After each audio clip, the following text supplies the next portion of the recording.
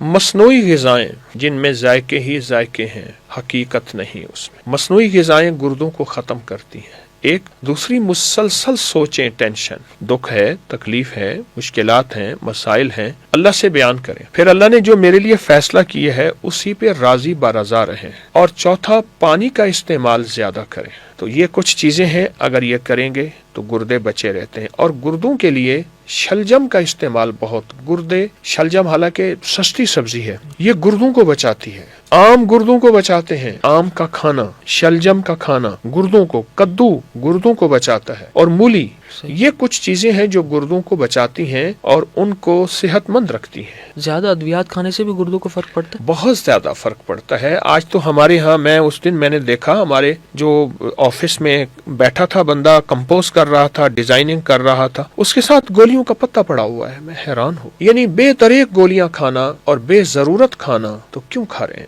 تو ظاہر ہے وہ گولی تو جا کے کہیں اثر رکھتی ہے، اور دل، گردے اور جگر، یہ تین چیزیں تباہ ہو جاتی ہیں۔